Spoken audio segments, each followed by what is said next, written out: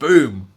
If you're not a multi-millionaire, then you're not going to be able to afford to get John Frusciante's rig. And even if you are, you might struggle with it because so much of the stuff is really rare. One pedal he uses in particular, there was only like 200 of them made. Yeah. And back in the 60s, so like maybe half of them exist today. What we've planned to do is to show you a decent quality pedal board and rig that you can afford, hopefully. What we're using here in this video is a JCM 800. You can see it right next to me, and it's from the early 90s, which is kind of the time, or close to the time when Frusciante joined Red Hot Chili Peppers. It was in '89, and I think that he even used a JCM 800 back in the day, didn't he? Yeah, on the early albums like Blood Sugar Sex Magic and stuff like that.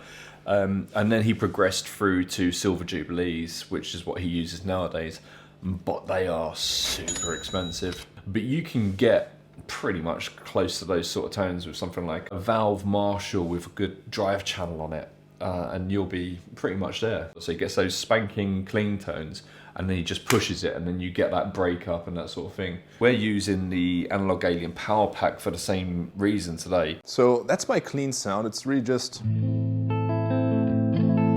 So any proper Marshall could do it, and then the rest is coming from board, right?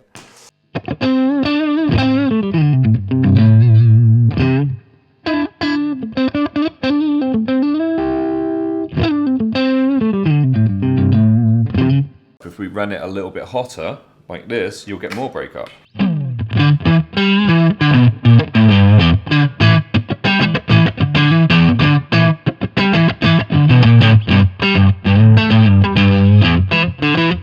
Wow, and the pedal is very responsive. If I don't hit the strings too hard, then it can still sound like...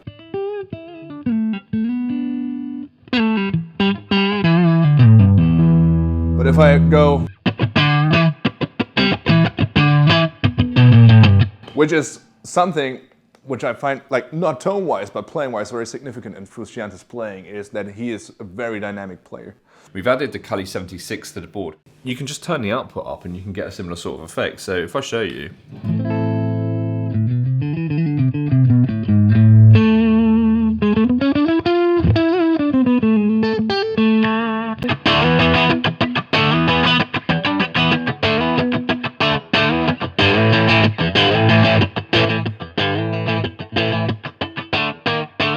The fuzz that he uses is very, very old. There was only 200 of them made.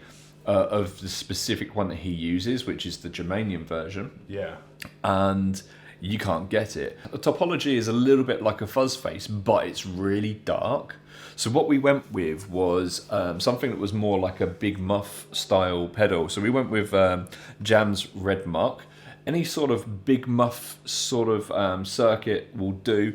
It really got so very, very, very close to the actual sounds that John gets. What we were doing was we were running the compressor and the boost into the Red Muck in order to drive it even harder. Yeah. So we could get that real sustain going for that, like da, da, da.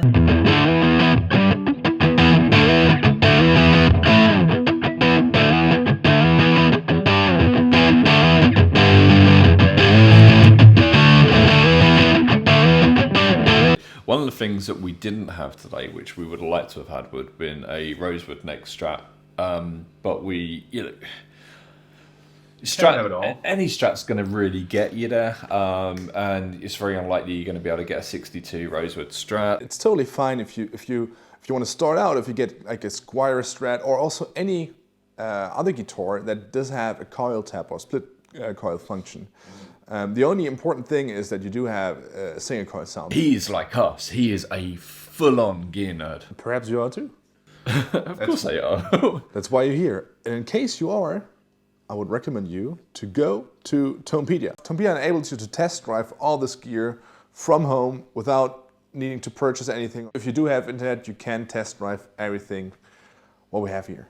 John uses a Line 6 DL4. He's famously used it for a long time. You get loads of really great sounds on it, but we went with a smaller pedal, one that is tried and tested, which is a MXR carbon copy. Now we used it for two different reasons. One, It's a fantastic delay. Secondly, it does a really great doubling effect.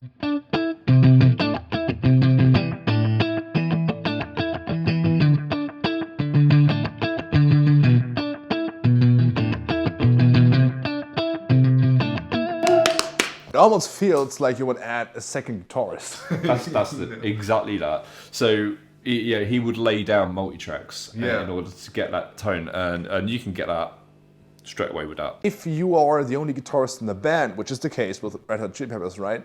Then you need kind of to back up some of that kind of wall of sound type of tone you want to have for a band like that with your pedal board. And then lastly, also speaking about like pedals that are smaller than the counterparts that John uses, we're using the CE2W because it's got a CE1 mode on it. Now, the Boss CE1 chorus was taken out of one of their old keyboards, and it was in the jazz chorus as well. Yeah. Amp. And people loved the chorus sound so much, Boss took it out and put it into this ginormous pedal. It was about this big.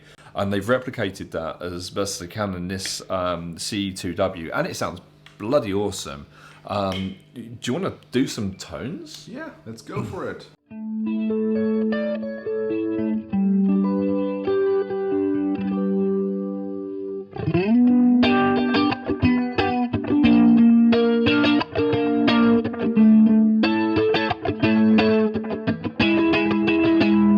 That chorus sound it just adds this sparkle to like the chords, and it's lovely. What I like particularly about that one is that it's kind of adding atmosphere to like arpeggios and all these like slower things. But also if you start funking, and it's also still working very good. You feel what? Start funking. Things like that still can kind of keep up with it. And that's one of the beautiful things about this little rig here as well, and Strat into a Marshall, is you have so many guitar heroes that have used that setup. You take John Frusciante, like the person who's furthest away from John Frusciante that I can think of is probably someone like Malmsteen. Yeah. Yeah, it's the same rig. I'm sure you can show a little bit of Malmsteen. Let's see.